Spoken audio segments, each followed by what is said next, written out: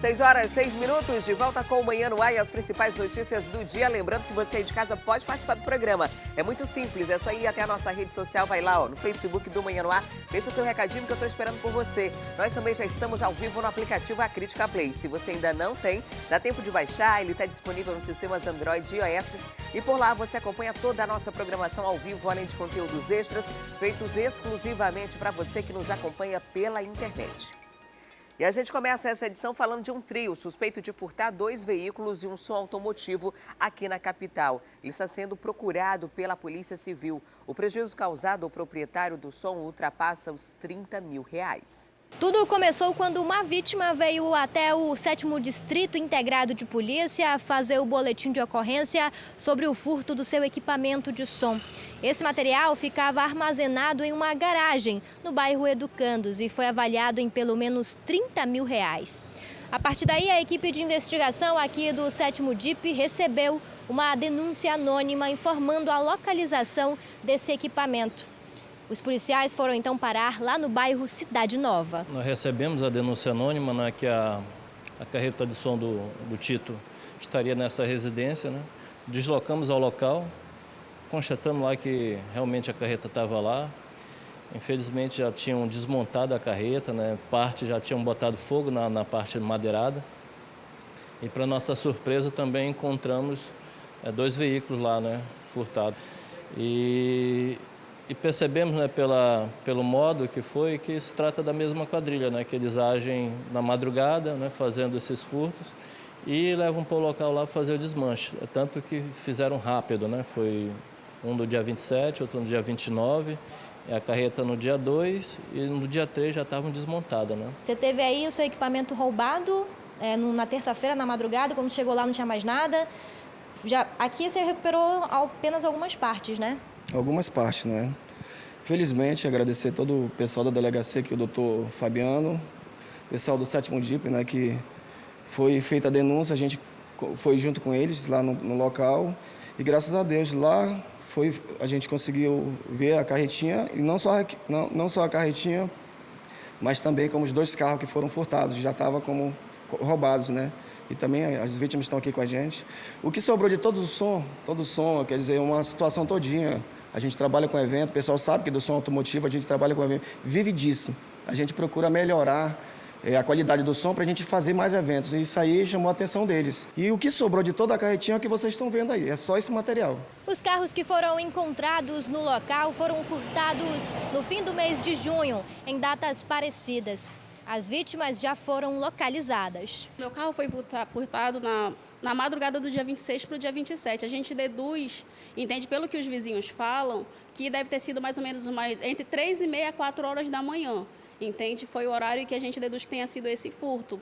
Porque alguns vizinhos relatam algumas movimentações na rua, nesse horário. Ele estava estacionado em frente à sua casa? Meu carro, ele ficava estacionado lá na frente de casa constantemente. Assim, diariamente a gente deixava o carro estacionado no mesmo lugar. Qual era o bairro? Entende? A gente mora na Cidade Nova 2, no Núcleo 3, que todo dia praticamente tem carros, motos, entende, roubada no mesmo local ali, na mesma área.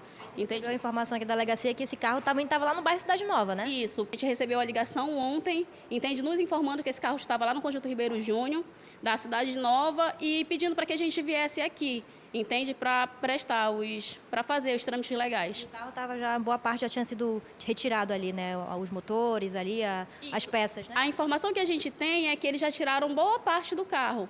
A gente está indo agora, né, com a equipe do 7º DIP, entende, para ir até o local para fazer a retirada do carro de lá. Nosso carro foi furtado do dia 28 para o dia 29, né, na madrugada. As informações que a gente tem que foi no horário de mais ou menos de 3h15 da manhã, né? E pela manhã, ao acordar, né, a gente se deparou com o local onde a gente estacionava o nosso veículo e o meu marido saiu para trabalhar e o carro não estava mais, né? Aí a gente se direcionou à delegacia de roubos e furtos, né? Prestamos um boletim de ocorrência e compartilhamos, né, em redes sociais. E quando foi ontem, né, pela noite, a gente recebeu a informação que encontraram o nosso carro, né? Infelizmente foi encontrado em um desmanche, né? Já está com muitas peças, né? Sem algumas peças, infelizmente, mas foi encontrado. Até o momento, somente uma pessoa foi indiciada por receptação. Mas Caio Liragato, Alexandre Almeida e Misael, essas pessoas que estariam supostamente envolvidas nesse crime, também estão sendo procurados pela polícia. E a falta de segurança no Parque Riachuelo está tirando o sono dos moradores. No início da semana, uma jovem que voltava de um mercadinho foi abordada por um motoqueiro e teve o celular roubado. Ela ainda tentou tomar de volta o aparelho, mas o suspeito fugiu. No dia 3 de julho, uma moradora aqui dessa rua foi assaltada. As imagens você acompanha a partir de agora. A jovem está voltando do mercadinho, tinha saído para comprar alguns produtos, lembrou do celular que estava na parte da frente da roupa. Já temendo os assaltos, resolveu mudar a posição do aparelho e atirar do bolso para escondê-lo. Só que no momento em que ela está com o aparelho celular na mão, o criminoso na moto se aproxima rapidamente, toma o celular da mão dessa vítima. Em um momento de desespero, ela ainda reage, tenta tomar o celular dele, mas esse criminoso consegue fugir na motocicleta. A ação é muito rápida. Esse assalto aconteceu exatamente aqui nesse trecho, 10h30 da manhã. Não tem mais horário para os assaltos acontecerem.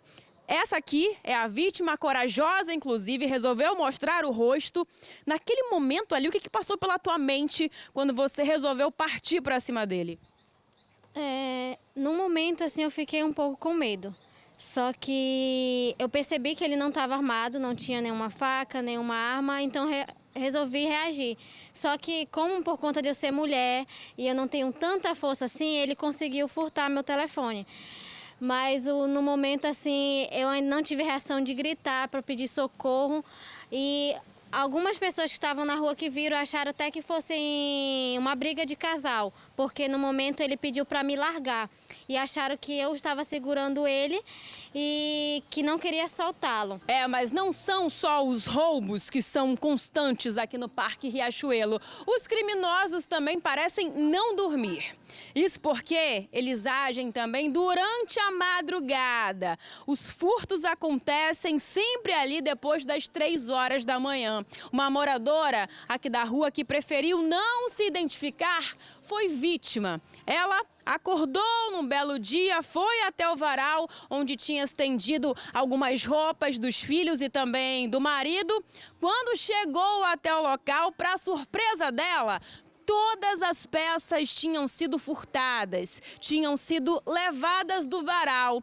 Os criminosos levaram as peças limpas, prontas para uso. Ela ficou sabendo que eram criminosos porque um vizinho flagrou toda a ação e contou para ela em detalhes. E para quem fica assim na frente de casa, sentado na cadeira de balanço, observando a movimentação, os moradores aqui do Parque Riachuelo até ficam, se atrevem porque não querem perder o direito de ir e vir, mas normalmente quem fica assim desse jeito, sentado, costuma presenciar inúmeros assaltos. Quando a moto passa na via e ela retorna, os moradores já têm a certeza de que um assalto está prestes a acontecer. Tem uma outra situação muito comum também.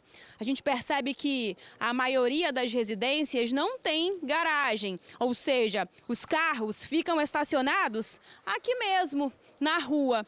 Para descer do veículo e chegar em casa, tem que ser rápido. Dê flash, segundos, porque os criminosos também aproveitam essas pequenas oportunidades para anunciar os assaltos. E eles levam celulares, anéis, cordões, cartões, a carteira completa.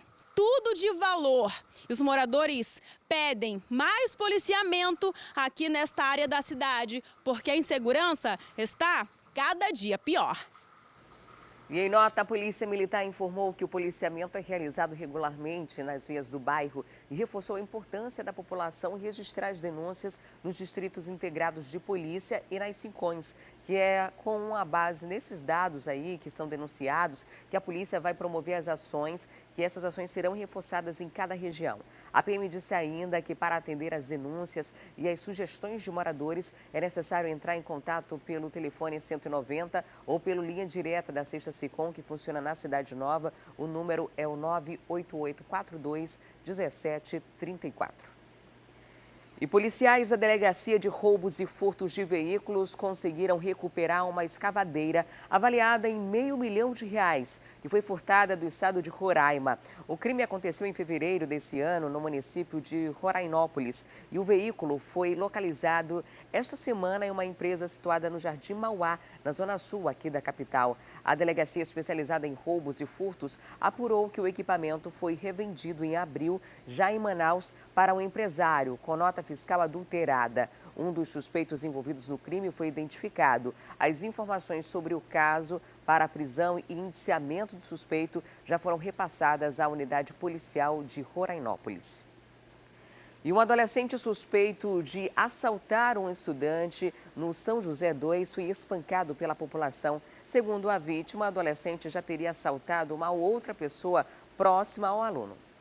O assalto aconteceu por volta de meio-dia na rua 19, no bairro São José 2. A vítima era um aluno de um colégio militar.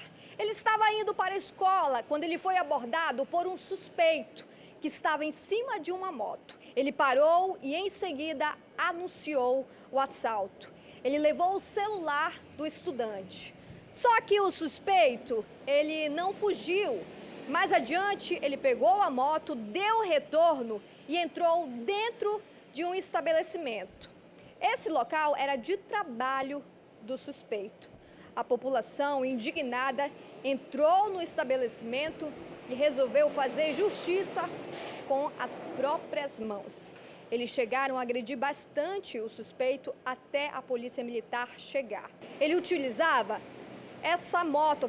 Era essa moto aí, Titan 150, que ele utilizou, né, para cometer o assalto. A polícia informou a nossa equipe de reportagem que essa moto está toda modificada, né? Essa moto aí, a vítima conta que foi um grande susto quando ele chegou na motocicleta e anunciou o assalto. Fiquei assustado, quando chegou perto de mim achei que era uma brincadeira e fiquei um pouco nervoso porque ele pediu 2 vezes, fez uma simulação que tinha uma arma e eu entreguei meu celular para ele. Segundo a vítima, informou a nossa equipe de reportagem que esse suspeito não é a primeira vez que ele comete assaltos aqui nas redondezas do bairro São José 2. O último assalto que teve foi com a irmã da mãe da vítima. Recentemente, acho que faz 5 dias atrás, cometeu um assalto com ela na frente da casa dela. 2 quadras da onde eu fui assaltada. Ela ia entrando na casa dela? Como... Sim, ela tinha acabado de chegar da faculdade e ela estava com a mochila dela e foi 2 meliantes. Ele estava atrás armado e cometeu um assalto com ela. O mesmo suspeito que cometeu esse crime aí, né? Sim, foi o mesmo suspeito. Ainda de acordo com a polícia, o suspeito é menor. Após os procedimentos médicos no Hospital João Lúcio, ele vai ser encaminhado para a delegacia especializada em atos infracionais. E agora a gente faz uma pausa nos casos da área policial para falar de coisa boa, de oportunidade para você que está procurando um emprego. Os postos do Cine têm hoje 70 vagas disponíveis. Ficou interessado? Então vem comigo, vem conversar com a Tamires Clerc, que tem as informações para a gente. Tamires, são várias vagas. Em que áreas são essas vagas para a pessoa já se organizar e sair de casa bem cedinho para conseguir uma vaga ainda hoje? Muito bom dia para você. Oi, Adriane, bom dia para você, bom dia a todos que nos acompanham aqui no Manhã no Ar. Olha, tem vagas para várias áreas, então se você já tem um curso técnico, se você já concluiu o ensino médio, para esse grupo tem realmente bastante oportunidade. Mas para quem tem só o ensino fundamental, também tem oportunidade de auxiliar de serviços gerais, enfim, tem várias vagas e os salários ali, eles só são disponibilizados lá no Cine, nos cines que estão sendo oferecidas essas vagas. Então, se você quiser saber os salários, aí você se dirige lá, esses cines, tem os 3 cines. O Cine Amazonas, que tem uma sede ali na Cetrab, que é a sede da Cetrab, ali na Djalma Batista, e tem ainda as 2 sedes do Cine Manaus, que uma fica ali na Constantino Neri, no São Geraldo, e tem a outra sede que fica ali no Jorge Teixeira, na Avenida Camapuã, pertinho ali do Terminal 4. E aí, para você se dirigir lá para fazer o seu cadastro, você tem que estar com seus documentos em mãos. Então, já separa esses documentos, você vai precisar do seu RG, CPF, comprovante de residência, tem que separar também a carteira de trabalho com o PIS, leva também o certificado de reservista no caso dos homens, no caso das pessoas com deficiência tem que levar o laudo médico para atestar o tipo de deficiência e tem que levar também, claro, todos os comprovantes daquilo que você colocou no seu currículo. Então, se você concluiu o ensino médio, tem que levar o certificado de ensino médio e aí por diante. E também tem que levar aqueles documentos específicos para cada vaga. Por exemplo, no caso de motoristas, você leva a sua CNH. No caso de você precisar de algum certificado especial para aquela vaga, também vai estar disponível lá. Então já acompanha comigo, a maior parte das vagas está disponível realmente lá no Cine Manaus, nas 2 sedes do Cine Manaus. Essas vagas você encontra na internet, o site é o centep.manaus.am.gov.br e também tem as vagas do Cine Amazonas, da CETRAB, e esses você acompanha comigo a partir de agora. São as vagas para nutricionista, aí você precisa do ensino superior. Tem vaga ainda para artífice de manutenção, motorista de caminhão, cozinheiro industrial, técnico em informática, chefe de cozinha, cozinheiro, supervisor de vendas. Tem vaga ainda para eletricista de veículos a diesel, mecânico de motor a diesel. E agora a gente parte para as vagas exclusivas para pessoas com deficiência. Tem vaga para auxiliar de limpeza, tem vaga para repositor, técnico de enfermagem, operador de caixa e tem ainda vaga para estoquista. Lembrando que a sede da CETRAB funciona das 8 horas da manhã até as 5 horas da tarde, mas é preciso chegar um pouquinho antes, às 7 horas da manhã, para pegar uma senha para que você possa ser atendido. Já nas outras 2 sedes, lá do Cine Manaus, na Constantino Nery e no Jorge Teixeira, não precisa chegar mais cedo. A partir das 8 horas você vai ser atendido até as 2 horas da tarde. E a gente já deseja, claro, uma boa sorte para quem vai tentar sair de casa em busca de um emprego, né, Adriane? Já pensou começa a semana que vem já empregado, né? Para aproveitar, fazer logo uma entrevista nesse fim de semana. Vai ser muito bom. Muito obrigada, Tamires, pelas informações. Até daqui a pouco. E a gente volta a falar dos casos de falta de segurança, que não é um problema exclusivo dos bairros mais afastados do centro de Manaus. Um posto de combustíveis lá no Boulevard Álvaro Maia, uma área nobre aqui da cidade, foi assaltado em plena tarde por um homem a bordo de uma motocicleta. Toda a ação foi registrada pelas câmeras de vigilância do estabelecimento. Uma ação criminosa que durou aproximadamente 40 segundos. Tempo suficiente para deixar um trauma nos funcionários deste posto de combustíveis que fica aqui na Boulevard Álvaro Maia. O relógio marcava 4h02 da tarde quando esse caso foi registrado nessa região da cidade. Ele entra aqui no posto de combustíveis pilotando uma motocicleta vermelha. Ele aparece na imagem usando uma blusa azul e está de capacete, provavelmente para preservar a sua identidade. Observe que ao lado dele aparece um outro motoqueiro que está usando uma blusa verde.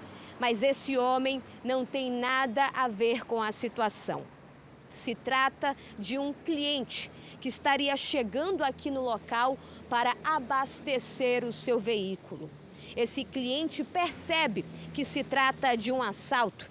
Ele recua imediatamente e, em seguida, ele desaparece aqui do local com medo.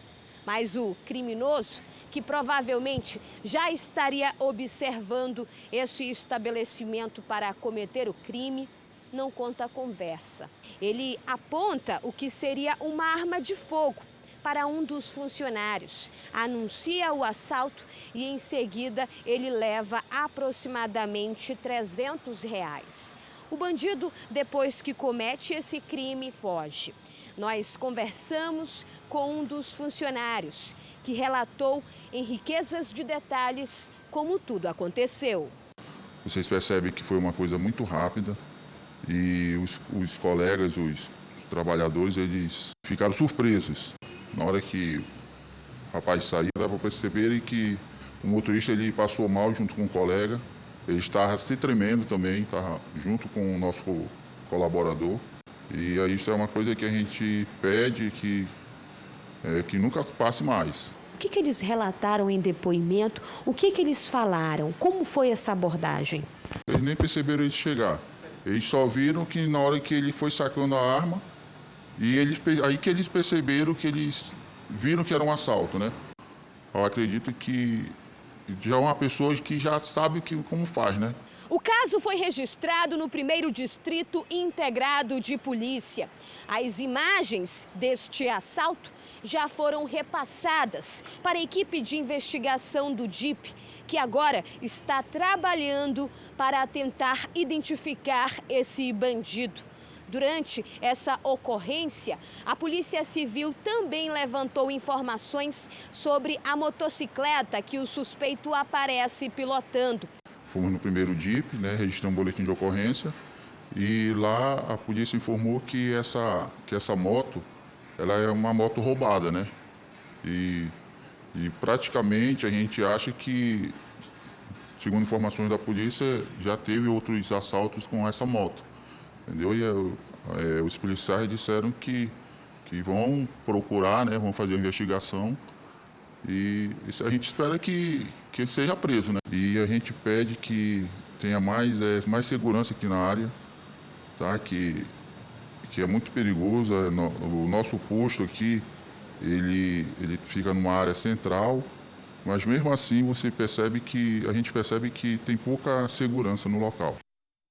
E um outro posto de combustíveis aqui na capital também foi alvo de um assalto, dessa vez na Avenida Santos Dumont. O curioso é que essa é a segunda vez que o estabelecimento é roubado e a suspeita dos funcionários é que o crime tenha sido praticado pela mesma pessoa. Todos os dias são registrados assaltos a postos de gasolina aqui na cidade. Geralmente os bandidos têm o mesmo modus operandi. Eles chegam no estabelecimento em uma motocicleta, rapidamente anunciam o assalto, levam a renda do local e roubam também quem estiver por perto. Foi exatamente isso que aconteceu nesse posto, que fica localizado aqui no bairro Praça 14, bem próximo à Avenida Boulevard. O que chama a atenção nessa história é que nos últimos 3 dias, esse local aqui foi assaltado pela mesma pessoa. E toda a ação criminosa foi registrada pelas câmeras de segurança. Nas imagens do circuito de segurança do posto, é possível ver quando uma das funcionárias está atendendo clientes. De repente, o suspeito na motocicleta aparece na via, vindo na contramão. Ele entra no posto e estaciona o veículo atrás da bomba de gasolina. Desce e anuncia o assalto. Ele exige ainda que um dos clientes levante a blusa para verificar se ele não está escondendo nenhum objeto que ele possa levar. Em seguida, ele sobe na moto, levando a renda do local e os pertences das vítimas.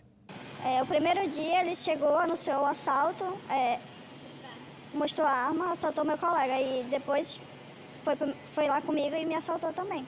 E hoje de novo, mesma pessoa, mesma moto, e ele só que hoje foi só eu.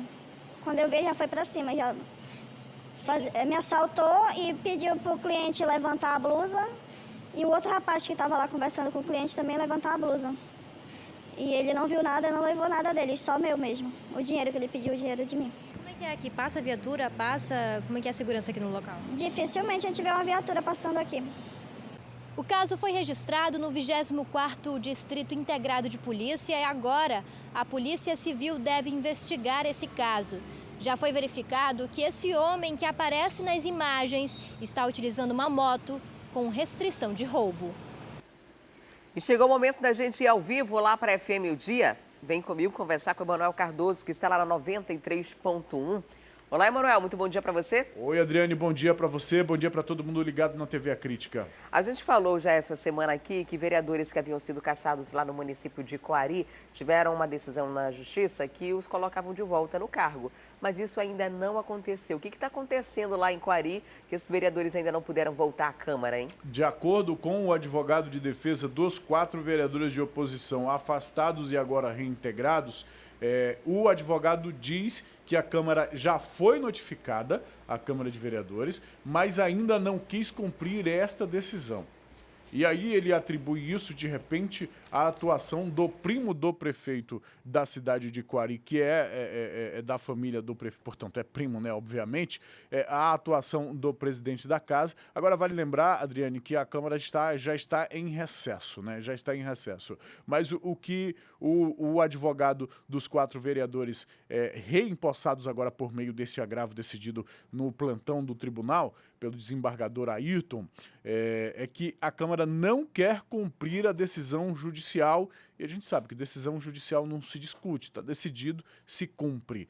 Já o procurador da Câmara Municipal diz que não é bem assim, que a Câmara já recebeu, já foi notificada, e é isso, Adriane, a decisão deve ser cumprida a partir do momento em que a parte recebe a notificação. Portanto, se a Câmara já foi notificada, a decisão já deveria ter sido cumprida. E o procurador diz que, sim, a Casa Legislativa de Coari já recebeu esta notificação e está realizando os trâmites para que ela seja cumprida, inclusive com a vinda do procurador até aqui a capital para despachar junto ao plantão do Tribunal de Justiça. O procurador disse também que já tem uma ação, um embargo. O embargo que a Câmara Municipal também entrou na Justiça, porque, segundo o procurador lá do município, esta ação não poderia ou não deveria ter sido ter sido dado entrada no plantão, e sim teria que tramitar normalmente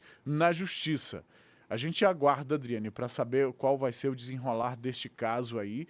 De um lado, a gente tem vereadores cassados, suspeitos de corrupção ativa, suspeitos também por quebra do decoro parlamentar. Do outro lado, a gente tem vereadores dizendo que foram cassados por conta de perseguição política, por serem os únicos vereadores da oposição que se faz ao prefeito da cidade, o Adair Filho, que, por coincidência, o primo dele é o presidente da casa. É uma situação que, de fato, merece a atenção da Justiça e de toda a sociedade, não só coariense, mas amazonense, porque é do nosso cenário político que acontece em Coari, pode ser muito bem um sintoma do que pode acontecer em outras cidades do nosso interior, Adriane. Coincidência ou não, né? Porque o prefeito é o Adair Pinheiro Filho, a vice-prefeita era a filha dele, a Maiara, que foi eleita deputada estadual, a mais votada do Amazonas, inclusive, e o prefeito, o vereador que hoje assume a prefeitura, em caso da ausência do Adairzinho, é o primo dele, né, que é o presidente da Câmara Municipal. Esse é o trâmite.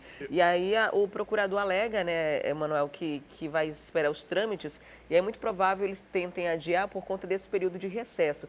No interior funciona diferente da capital, por exemplo, essa questão de sessão de Câmara Municipal. Aqui a gente tem 3 sessões ordinárias durante a semana, segunda, terça e quarta. Nas câmaras municipais do interior, geralmente é uma sessão por semana. E ainda tem esse período de recesso, agora de meio de ano, então eles vão adiar o máximo que puderem. É importante que a Justiça esteja ali para se fazer valer a decisão, porque o que pode acontecer nesse período que eles estão ganhando tempo, conseguir uma nova decisão que invalide essa. E aí, quando surgir a nova, essa já não tem efeito nenhum.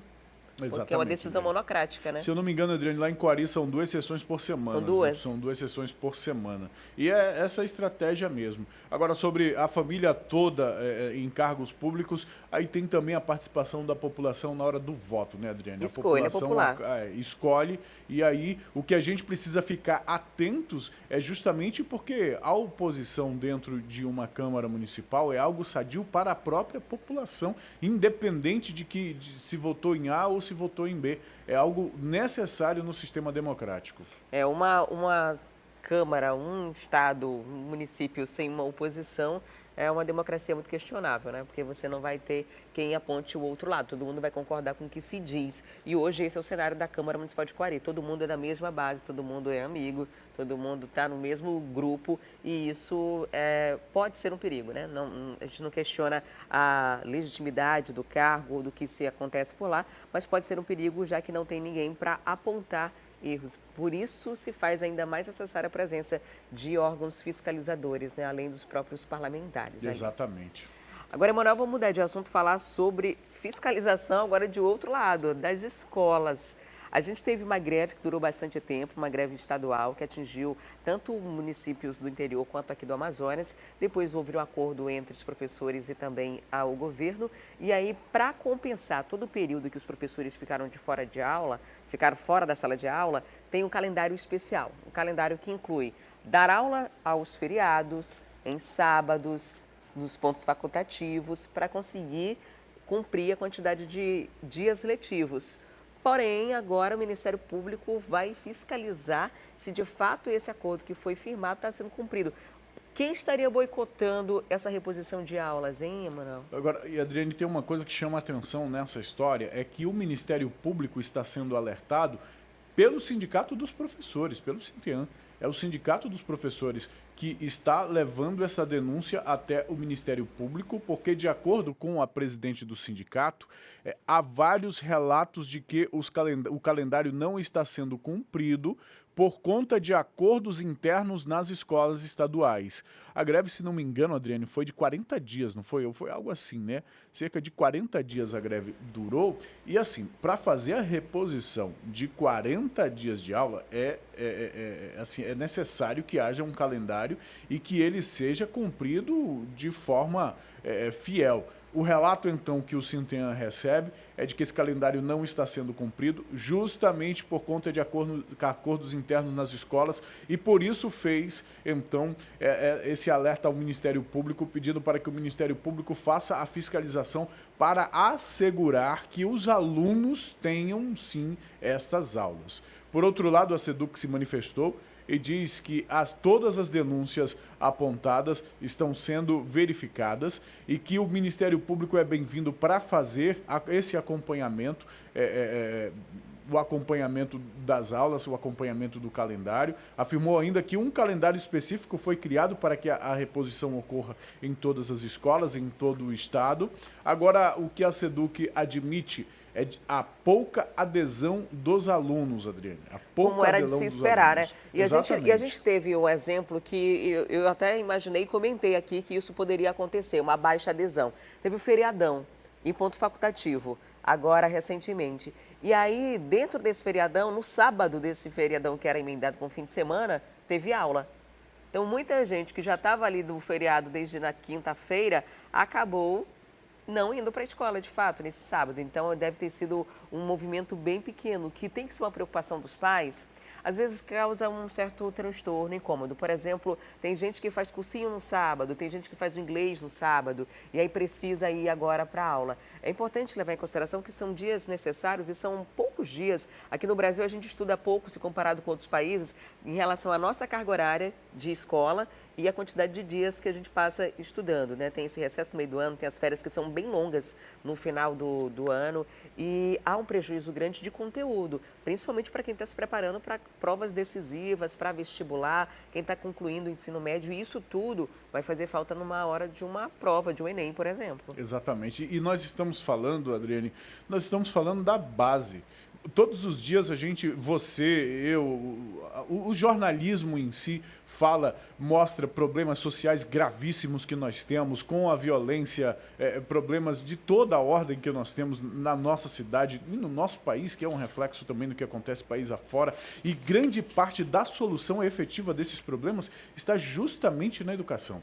Está justamente na educação que é oferecida para a nossa população, para as nossas crianças, para os nossos jovens, nesse momento de preparação da vida. E quando a gente percebe que isso está acontecendo, já diante de tantos problemas que nós já temos, problemas em relação à qualidade do ensino, problemas em relação ao aluno que o sistema público forma, esse aluno que será o futuro cidadão, problemas dessa forma. A gente sabe que não temos a pior educação, mas também não temos a melhor em termos de país. Educação pública, não temos a melhor do país. E aí ainda enfrentar essa situação é muito complicado, né? De fato, os alunos não foram convidados para participar do momento grevista, né? Ou da paralisação no momento da greve. Talvez nessa hora não se sintam responsáveis em fazer essa reposição, em participar dessa reposição, mas é importante que os pais e os próprios estudantes, hoje os estudantes estão muito mais livres do que nunca, muitos pais não acompanham a evolução ou o desempenho de seus filhos nas escolas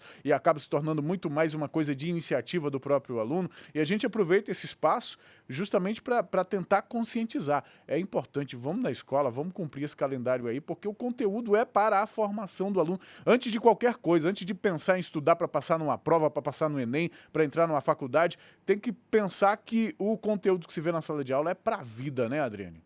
E em relação aos professores, é muito importante que eles de fato cumpram esse calendário, porque além dessa questão de não perder os dias letivos para os alunos, eles não perderam salários, não tiveram os descontos desses 40 dias que não trabalharam. Então precisam honrar por eles. E a gente parabeniza a iniciativa do próprio sindicato que acionou todo mundo, acionou o Ministério Público informando, inclusive a SEDU, que durante a nota, né, justificando tudo o que está acontecendo, disse que o próprio sindicato pode ajudar nessa fiscalização, indicar onde que está acontecendo esse possível boicote para que o Ministério Público possa atuar de forma mais enérgica e específica. Muito obrigada, Emanuel, pela participação e daqui a pouquinho a gente volta a conversar. Até daqui a pouco, Adriane. Até lá, tchau, tchau. E olha só, o Ministério Público também pediu a prisão dos policiais militares flagrados por câmera de segurança agredindo um homem. Esse caso aconteceu em Tefé, no interior do estado, e foi num posto de combustíveis no início da manhã de domingo. A Tamiris Cléia está ao vivo e tem detalhes desse caso, vai explicar melhor tudo pra gente. Olá, Tamiris, esses policiais foram identificados, já se sabe quem são eles?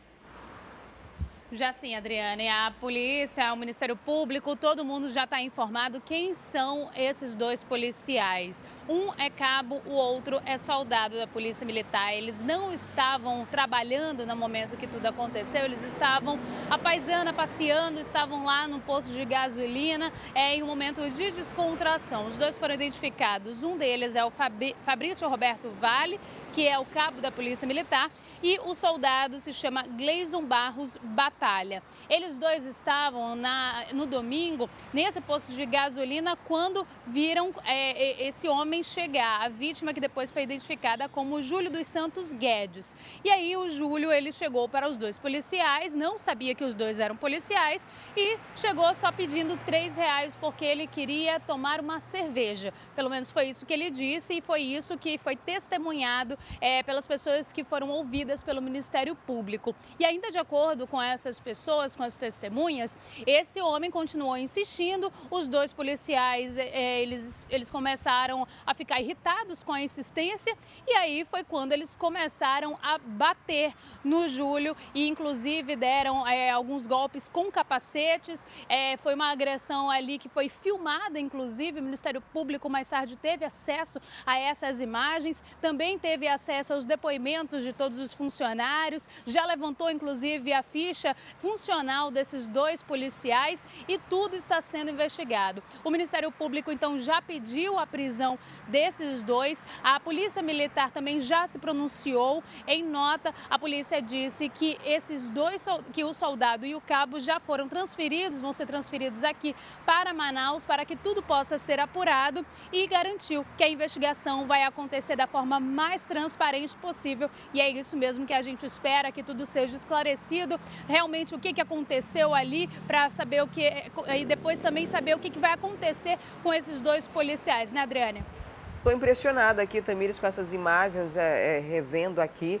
É de uma violência totalmente desproporcional, incabida aí numa situação como essa. O cara não reage, está no chão, aí ele tem chutes na cabeça, o policial está armado e é algo que não tem justificativa. Ele tenta fugir e depois que já consegue ali meio que imobilizá-lo, eles continuam ainda a agressão. É uma pessoa que está aparentemente embriagada, então teria menos condições ainda de ter qualquer tipo de reação e é agredido de forma bastante violenta, né? Depois do chão a gente vê esse momento, chuta a cabeça com a arma em punho, enfim, é algo que de fato precisa de uma investigação, uma apuração, uma punição específica, né? Porque as imagens são muito claras. Muito obrigada, Tamiris, pelas informações.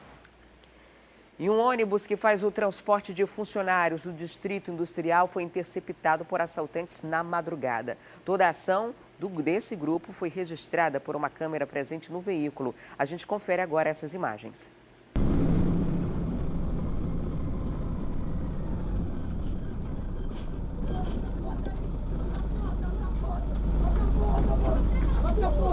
Tá aberto. Daí por dentro, ninguém não, pô, tô indo pegar uma lanterna aí, ó. Cadê o radinho? Cadê o radinho? Cadê meu disco? Que dinheiro, pô? Que dinheiro? Vem pra lá.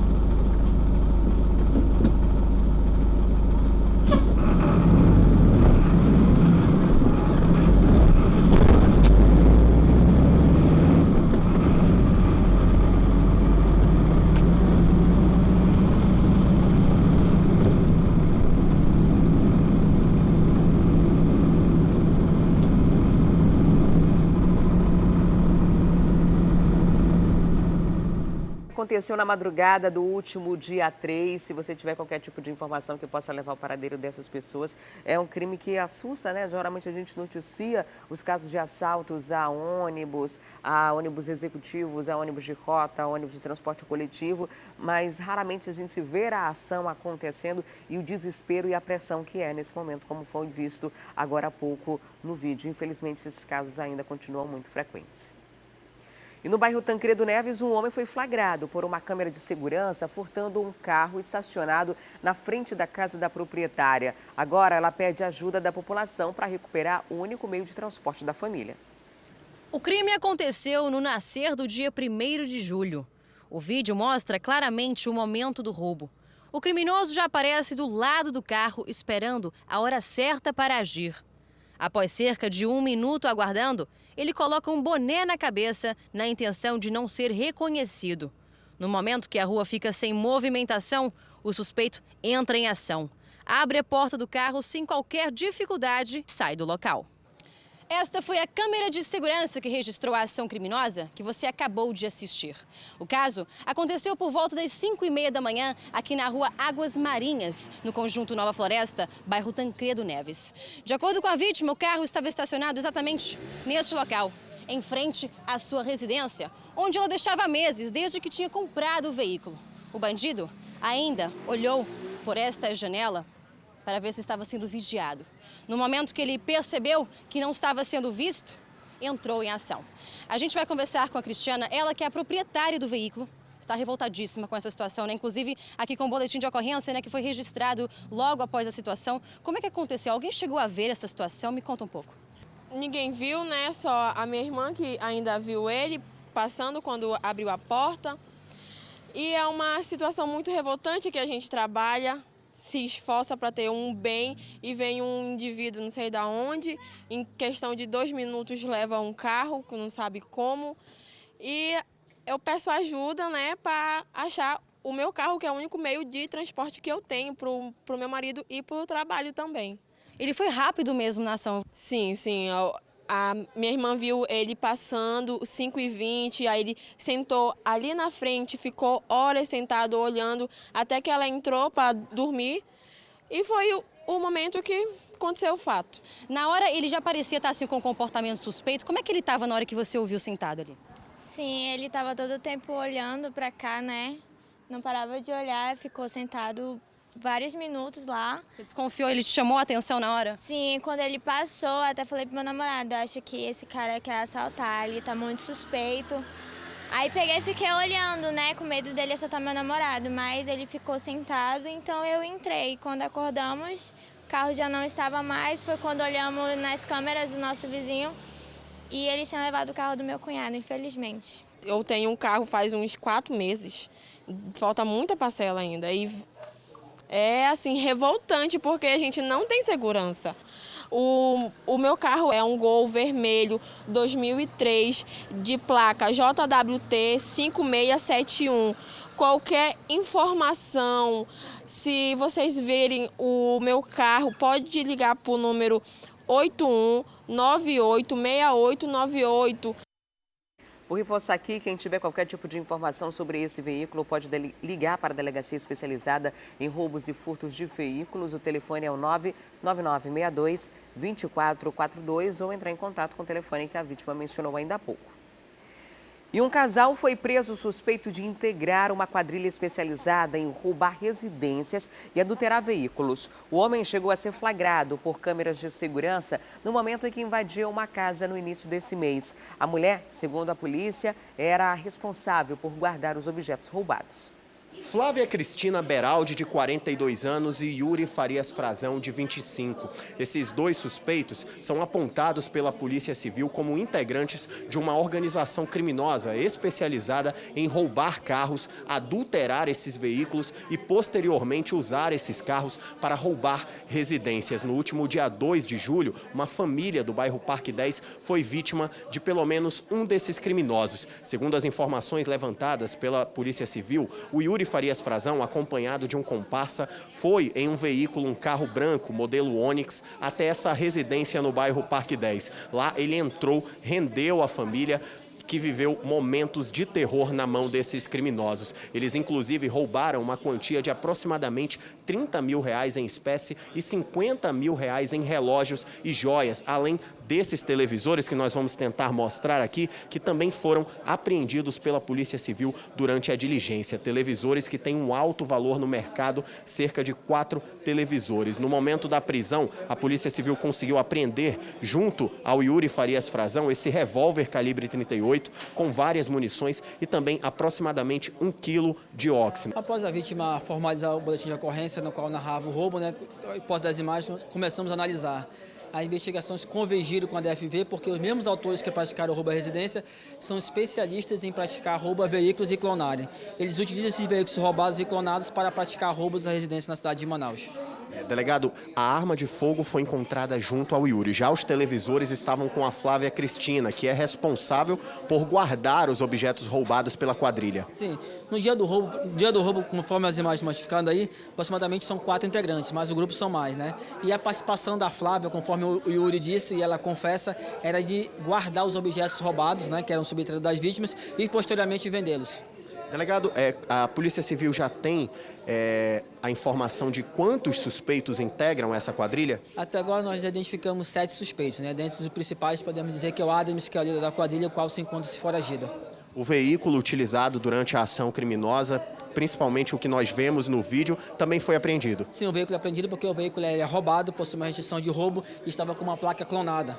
Parte de uma quadrilha especializada em roubar carros, depois adulterar e posteriormente usar esses veículos em roubos foi desarticulada. As investigações agora devem continuar para tentar identificar os outros integrantes dessa quadrilha e também para saber qual é a função de cada integrante dessa organização criminosa. E olha só, a polícia prendeu 9 pessoas e apreendeu um adolescente de 16 anos na colônia Terra Nova, na Zona Norte, por tráfico de drogas. Todos os suspeitos foram flagrados embalando a substância entorpecente em uma boca de fumo. Os policiais chegaram até o local depois de uma denúncia anônima. Mais de 700 trouxinhas de droga com características de maconha foram apreendidas. O caso foi registrado no 6º Distrito Integrado de Polícia. E esse é mais uma parte do montante de droga apreendido desde o início do ano para cá. Só para você ter ideia, hoje a Secretaria de Segurança Pública vai incinerar 3 toneladas de drogas. Essa incineração vai acontecer daqui a pouco, por volta de 9 horas da manhã, no Distrito 2, e essa droga foi apreendida nos últimos meses. Já houve uma incineração em fevereiro desse ano, com quase 2 toneladas, e agora são 3 toneladas. Dessas, 2,5 de maconha e 500 quilos de cocaína. Então, essa droga toda vai ser incinerada, que é uma forma de dar fim definitivo a essa droga apreendida nas bocas de fumo aqui de Manaus e do interior do estado. E a gente mostra agora um caso revoltante que aconteceu em um supermercado na Zona Norte aqui da capital. A mãe e o filho foram agredidos por um funcionário terceirizado do estabelecimento no momento em que aguardavam a entrega dos produtos. Segundo a polícia, o suspeito achava que as vítimas estavam roubando a loja. Constrangimento, angústia e preconceito. Eu quero até ir embora daqui. Quero voltar pro meu Rio. Foi muita humilhação que ele fez. Porque não pode ver uma pessoa dar um soco na cara do outro, né? Ainda mais estamos trabalhando ali, ninguém veio falar nada comigo, da empresa dele, ninguém veio falar nada, só veio chamar no corpo de bombeiro que ele veio, me ajudou e tudo, limpar para estancar o sangue. Michele é do Rio de Janeiro e veio morar em Manaus com o esposo e 3 filhos. A família chegou no último sábado. Na segunda-feira, saíram para comprar eletrodomésticos. Era para ser uma simples ida até o supermercado que fica dentro de um shopping center aqui da Avenida Noel Núteus, no bairro Cidade Nova. A família chegou no local por volta das 2 horas da tarde. Michele foi acompanhada do marido e de um filho, um adolescente de apenas 16 anos. Tudo corria muito bem. Os 3 chegaram a entrar em uma outra loja desse shopping center e compraram vários eletrodomésticos, mas alguns produtos ficaram faltando. Por isso, eles decidiram ir até esse supermercado, que também fica dentro do shopping, para comprar o que faltava: uma televisão, uma cafeteira e um outro produto. Assim que eles entraram no supermercado, logo encontraram esses produtos e foram para o caixa pagar por eles. Como é de praxe nesses estabelecimentos comerciais, onde se compram eletrodomésticos, você paga pelo produto e depois vai até um outro local do estabelecimento para recebê-lo. E foi isso que a família fez. O padrasto do adolescente de 16 anos, marido de Michele, estava pagando a televisão, a cafeteira e o outro produto no caixa. Para agilizar o momento em que a família iria sair do supermercado para ir para casa, ele decidiu mandar esse adolescente receber a televisão e esperá-lo na saída do supermercado. Ele, inclusive, entregou a nota fiscal para esse adolescente, já que já estava imaginando que algum funcionário poderia questioná-lo. E assim o adolescente fez.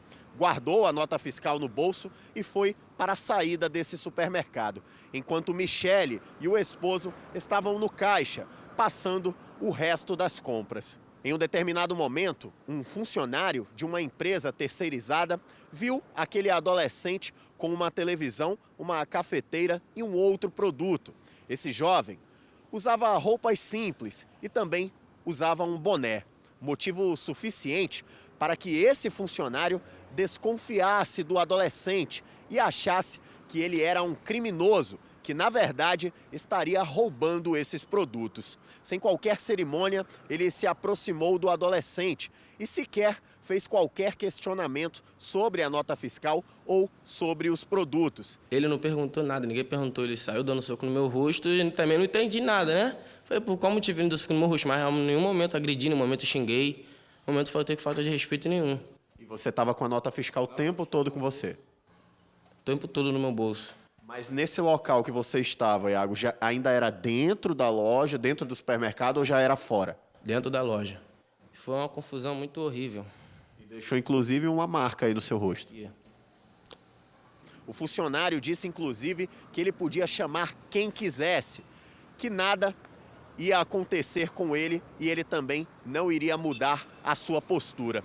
Foi quando o jovem encontrou sua mãe e contou tudo o que tinha acontecido.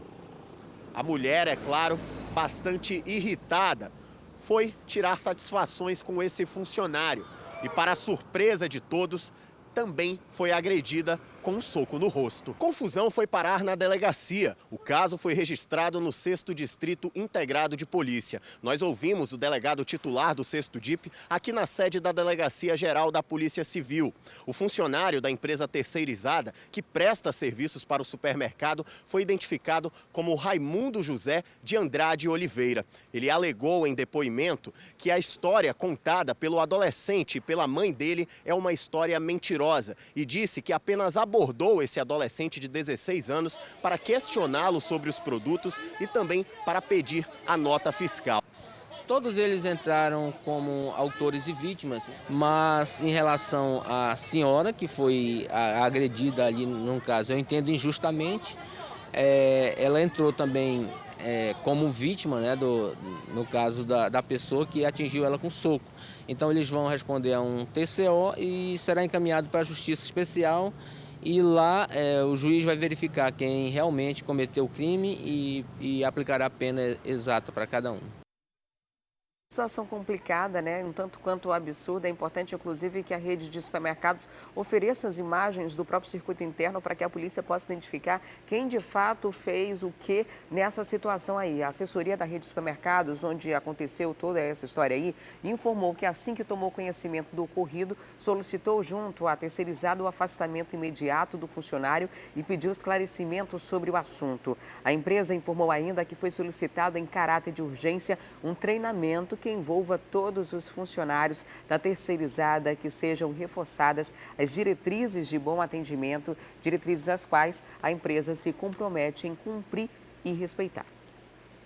E a gente fala agora de uma execução que ocorreu no fim da noite de ontem aqui em Manaus. Um homem que estava amordaçado foi jogado de um carro e morto a tiros. A Juliana Silva apurou esse caso e traz informações para a gente. Olá, Juliana, conta para a gente onde foi que esse caso aconteceu.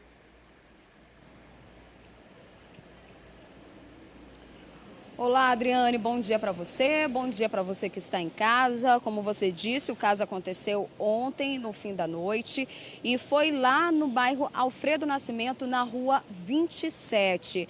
Foram os policiais da 13ª SECOM quem fez o atendimento do que ocorreu. Segundo eles, que foram informados por pessoas ali daquela área, o caso, ele tem aí sinais de execução por conta do tráfico de drogas, porque a vítima foi encontrada amordaçada e com as mãos amarradas para trás. Além disso, as pessoas ali daquela localidade também informaram aos policiais que viram apenas um carro em alta velocidade que foi passando pela via, ele parou, tirou essa vítima de dentro do carro, foi quando ele também jogou essa pessoa para fora do carro e depois dispararam diversas vezes contra a vítima.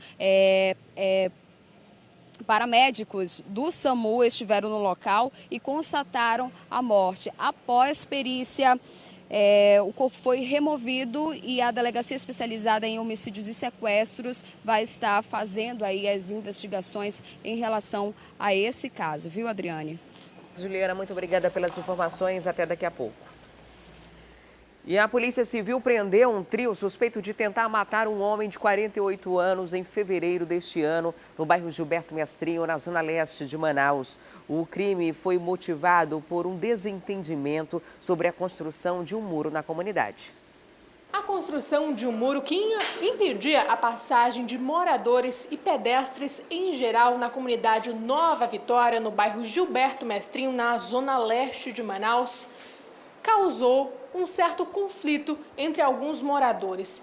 Dentre eles, esse homem foi identificado como Luiz Carlos Matos de Farias, de 59 anos, que estava com outros 2 amigos e seriam os autores de um homicídio tentado. Foram vários meses de investigações. O crime ocorreu no dia 18 de fevereiro deste ano e vocês conseguiram prender essas 2 pessoas. Desde o dia 18 de fevereiro de 2019, nós já estávamos no encalço desses indivíduos. O Luiz Carlos, inclusive após o crime, se evadiu da residência onde morava e colocou à venda a residência, dificultando o trabalho investigativo e a prisão dos suspeitos. Mas nós conseguimos ontem, por volta de 15 horas, prender os 3 indivíduos, um na Cidade Nova e os outros 2 na pista da raquete. E durante o procedimento inquisitorial, todos confessam a ação. Qual a participação de cada um nesse crime? O Luiz Carlos, que é um indivíduo de alta periculosidade e o responsável por desferir as facadas na vítima, foi quem, na época do fato, construiu um muro em sua residência, atrás da sua residência, em via pública, impedindo a passagem por moradores, familiares e pessoas da comunidade. E a partir daí, durante uma discussão com a vítima, porque a vítima queria passar por esse local que ele havia fechado, ele acabou desferindo várias facadas na vítima. Os outros 2 comparsas foram responsáveis por segurar a vítima, tendo em vista que a vítima era maior do que o suspeito, e ele sozinho não conseguiria desferir as facadas. E através de testemunhas nós conseguimos montar toda a dinâmica dos fatos, quem segurou e quem desferiu as facadas. O Luiz Carlos foi o autor das facadas. Lembrando, delegado, que ele não tinha autorização de nenhum órgão, nem da prefeitura, para a construção desse muro. Foi feito de forma ilegal. Perfeitamente, né? Foi feito por conta própria e impedindo, né, as pessoas de realmente transitarem, ter o livre acesso à comunidade, coisa que não é permitido por lei. O que deve acontecer com essas 3 pessoas agora, o Erinaldo Pinto e também o Gessé Cunha? Todos serão ouvidos durante o procedimento inquisitorial, finalizados serão encaminhados para o sistema prisional, onde responderão pelo crime de homicídio na modalidade tentada. E órgãos de defesa do consumidor e a Defensoria Pública entraram ontem com uma ação contra distribuidoras e postos de combustíveis da cidade. Eles pedem que a Justiça obrigue os empresários a diminuir o valor da gasolina, conforme as últimas reduções anunciadas pela Petrobras. A ação civil pública atinge os 195 postos de gasolina instalados em Manaus, 6 distribuidoras e o Sindicato dos Empresários do Setor. A tutela de urgência pede preços menores em toda a cadeia produtiva dos combustíveis e justifica a solicitação no fato do governo federal já ter anunciado uma redução de 14,5% no valor do petróleo nas refinarias. Mas a gasolina na capital não ficou mais barata. O posto compra da distribuidora. O posto não compra de forma alguma da refinaria. Ele é obrigado, pela lei do petróleo, lei 9.478, a comprar da distribuidora. Então, ele não tem como reduzir se a distribuidora não reduzir. Então, nós estamos pedindo essa redução na cadeia. Primeiramente, as distribuidoras e que, posteriormente, os postos pratiquem também para que chegue a quem interessa, que é o consumidor. Se a Petrobras está praticando reduções, que pelo menos se iguale em algo razoável. Esse é o nosso pedido, por isso que nós estamos pedindo a tutela antecipada, para que seja julgado imediatamente. E esse é o último instrumento que nós dispomos enquanto órgãos de defesa do consumidor, porque só quem tem o poder de determinar é o Poder Judiciário. Os órgãos de fiscalização não especificaram no pedido qual a porcentagem a ser reajustada. O magistrado que ficar responsável pelo caso vai ter liberdade para definir esse ponto se concordar com os argumentos na ação. A ideia também é combater os preços iguais nas bombas. Existe também a diferença de custo de cada posto, né? Então, essa margem de lucro de cada posto, ela se baseia em cima do que o custo do posto representa. Então, tem posto que tem um custo muito alto, o preço tenderia a ser um pouco mais alto, e tem postos aqui na cidade que tem um custo bem mais baixo, que poderia ter essa redução mais latente para o consumidor. Não se sabe se e nem quando os consumidores vão sentir essa redução. O documento pede que haja uma decisão em até 24 horas, mas esse prazo ainda vai ser analisado pela Justiça. E mesmo que o juiz dê um parecer favorável à ação, as distribuidoras e postos precisam ser notificados e vão ter um tempo para recorrer. Pretende garantir para que o usuário, aliás, o consumidor, ao abastecer seu veículo, ele possa ter, sim, possa exercer o seu direito de escolha, né, principalmente. Agora, claro, isso embasado em relatórios, enfim, custos, é toda uma análise que deverá ser feita ao longo da instrução processual. A maior parte dos postos em Manaus vende a gasolina a R$ 4,58, um preço que nem todo mundo fica contente em pagar. Isso é um absurdo.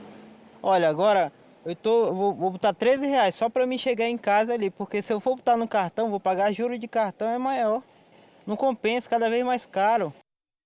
A gente espera que agora, com essa atitude aí dos órgãos de defesa do consumidor, haja de fato alguma providência, né? Porque foram duas reduções consecutivas e até agora essa redução não chega para a gente. Os donos dos postos de combustíveis alegam que não recebem essa redução das distribuidoras e, portanto, não teriam como repassar. Então, agora, com esse acionamento na Justiça, através de uma ação civil pública, pode ser que se consiga reverter ou resolver, mas precisa ser o quanto antes, porque daqui a pouco já aumenta de novo, aí a gente vai sentir esse acréscimo no nosso bolso aí de mais cobrança por combustível e não sentiu em nenhum momento a redução que já é desde o comecinho do mês passado.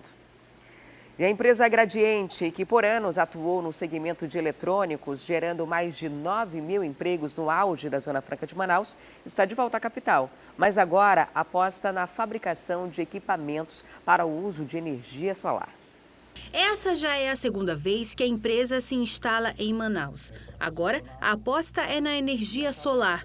Nos próximos 3 anos, a intenção é que sejam produzidos 100 mil inversores solares. O inversor é um equipamento necessário para a energia solar, tá? Ele que faz a conversão para a residência e também para as concessionárias, porque além de você não ter que pagar mais conta, você vai ganhar crédito com as concessionárias. Tá? Então esse é o primeiro produto que a gente vem lançar dentro do conceito de energia solar. O investimento é muito caro e muito alto para se produzir painel solar na zona franca de Manaus. Então, no primeiro momento, vamos produzir o inversor, tá? Nesse primeiro momento, o investimento é de 5 milhões de reais e o faturamento deve ser de 285 milhões. E a expectativa é que sejam gerados cerca de 360 novos empregos no polo industrial de Manaus.